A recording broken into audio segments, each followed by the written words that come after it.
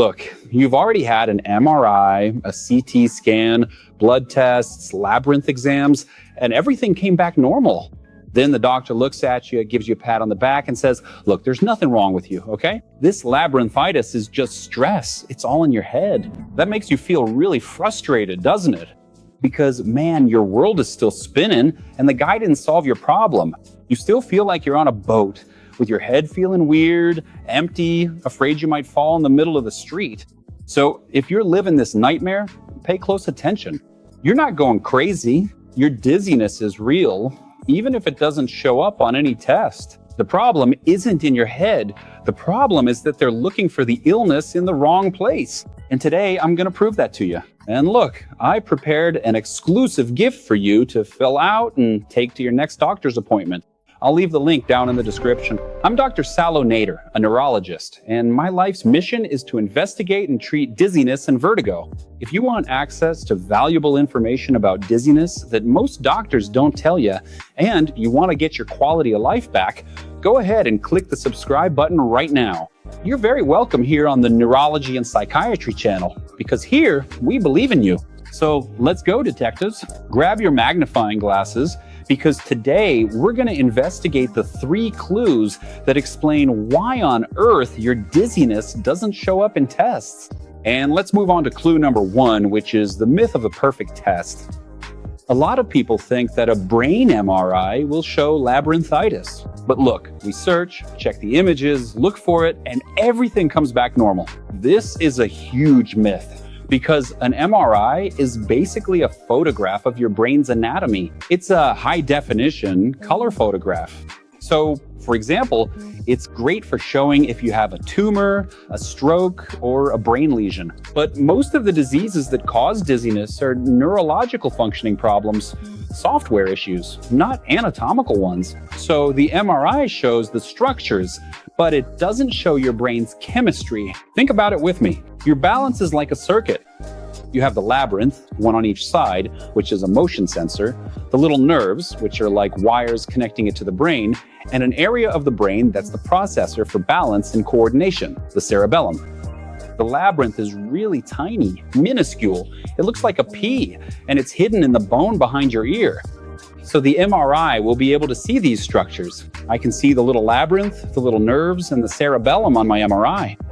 But the circuitry, the electrical and chemical functioning of the system, the software, that's something the MRI won't show. So yes, MRI is going to be important in investigating various causes of dizziness, but don't be surprised if yours comes back normal. In many cases, that's exactly how it will be. Normal. That doesn't mean there's no illness causing your dizziness. But Dr. Salo, I also did that test where they blow hot air, hot water, cold water into your ear, right? Which, by the way, is like Chinese torture, let me tell you. Everything spins, everything turns. We actually have to induce vertigo to perform this test. And it's part of a bigger test called the otoneurological exam. So this thing where they put stuff in your ear and have you follow some little lights, that's what we call the otoneurological exam. And on my report, it said I had vestibular hypofunction. Detective, look, write this down for the love of God. Vestibular hypofunction is not the name of a disease. Vestibular hypofunction just means there's an imbalance. One side, either the labyrinth or the nerve, is working differently from the other side, labyrinth or nerve. So there's a decreased function. But what's causing this hypofunction? Having hypofunction on this test is like saying you have a fever.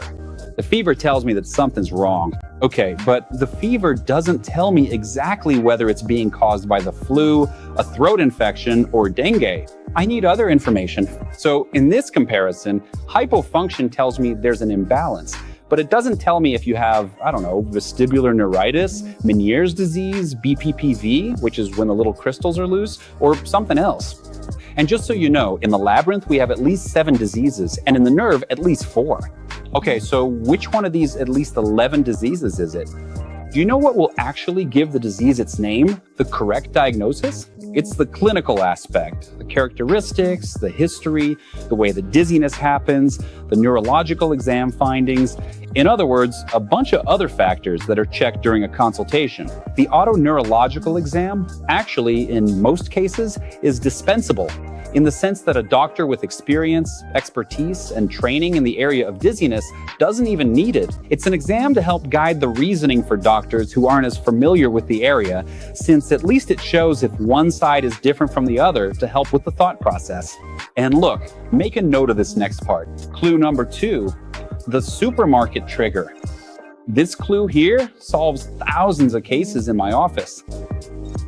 Hey, just a quick reminder that I'm also on other social media at @Tontura. Go ahead and follow me there. Pay close attention to what I'm about to ask you now, okay? Does your dizziness get way worse when you go into a supermarket or a shopping mall or a crowded church or a busy airport? There's a name for this in neurology: visual vertigo. Your brain is hypersensitive to complex visual stimuli, the brightness, clarity, colors, movements. And I'm going to explain exactly why this happens. Our balance is like a tripod. It depends on 3 things for you not to fall, for you to maintain bodily stability: your vision, the images you see, the movement information from your inner ear labyrinth sending signals to your brain, and proprioceptive sensors in your legs that tell you about your step, the place where you're stepping, whether it's hard, soft, unstable or not, if there's a hole or not, if there's a step or not. These pieces of information work together in harmony. And when your inner ear has some kind of problem and starts sending confusing information to your brain, it goes into a safety mode. It thinks like this: man, I can't fully trust the inner ear because it's failing. So I'm going to rely more on the eyes. So the system recalibrates, creating a visual hyperdependence. The problem is that vision then becomes overloaded. Then you'll walk into a supermarket aisle with thousands of colorful products, bright lights, people walking by, and that's it. Your brain can't handle processing so many images and kind of short circuits. And that's also why you feel your head heavy, empty, or dizzy when you scroll through your phone feed too quickly, for example, or when you watch cars passing by on the street or crowds on the sidewalk. So understand this. It's not just you being dramatic.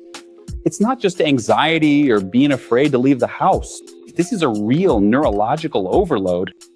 If you feel dizzy at the supermarket or the mall, leave a comment so we can do a poll.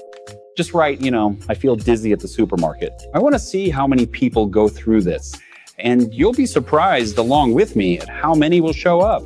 And make sure you've subscribed to the channel, because look, the 3rd clue is the most revealing of all, which is the fear of falling, a kind of phantom dizziness. This is the clue that makes uninformed doctors look at you and say, oh, I'm sure that's just anxiety.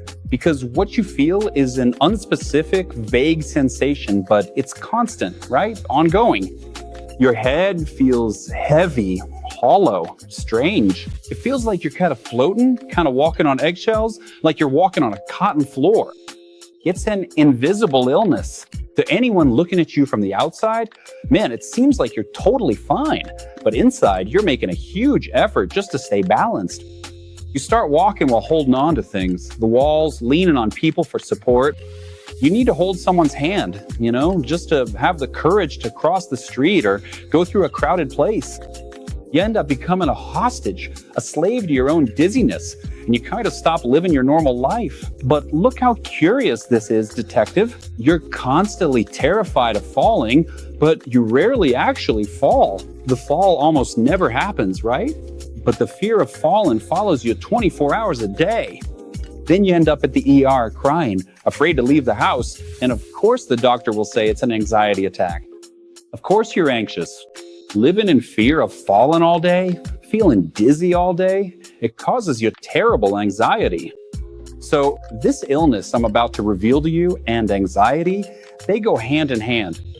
A lot of times, the person is anxious because there's dizziness in their life. Take away the dizziness and the anxiety goes away. So let's get to the reveal, okay? Because if you checked off all 3 clues, normal test results, feeling worse at the supermarket or the mall, feeling insecure when walking, constant floating sensation, fear of falling, then you're the main suspect for having the fastest growing illness in dizziness clinics worldwide. PPP. Weird name, right? Hold on, I'll explain. It's persistent postural perceptual dizziness. PPD is a real neurological disorder. It's organic. It's like your brain has forgotten how to process balance. It's a disease that puts your life on hold. It's like a ghost haunting you 24 hours a day. But hang on, take a deep breath. I want you to get rid of this ghost because here's the big reveal. PPD has a treatment. So not only am I telling you what you have, I'm also telling you now that PPPD has a treatment. You can get rid of this dizziness. With specific medications, vestibular rehabilitation, cognitive behavioral therapy, and in some cases, transcranial magnetic stimulation, the overwhelming majority of people go back to living a completely normal life. In the suggested videos that will pop up here on the screen at the end, there will be a video where I talk about the treatment for PPPD. I suggest you watch it. It's really cool. It's very thorough, and you'll understand everything about the treatment and recovery process for PPPD. Oh, and that's why I prepared that gift I mentioned at the beginning for you. I don't want you to show up at your next appointment totally lost. I left a dizziness symptom screening test in the video description for you to take to your doctor. Just click the link, open it, and answer the questions. Remember, okay, this is just a little online test to give you an idea, a starting point, all right? This in no way replaces a medical consultation. Speaking of which, for a formal PPPD diagnosis and proper treatment, you need a good doctor. Don't hesitate to seek help. PPPD, again, has treatment. You're going to take these answers to your doctor, and this will shorten the path to getting the right diagnosis. Because, look, you deserve to get better. And if this video opened your mind or gave you hope in any way, the only thing I ask in return is that you subscribe to the channel right now. Be a part of our community, and here you'll find lots of really cool content about dizziness, including on our other social networks. Short videos with can't-miss tips about everything related to labyrinthitis, dizziness, and vertigo. And to wrap up, share this video in your family group to help people out there who suffer from PPPD and have no idea, just like maybe you didn't in the first few seconds of this video. And hey, don't be silly. Follow me here. Thank you. See you in the next video.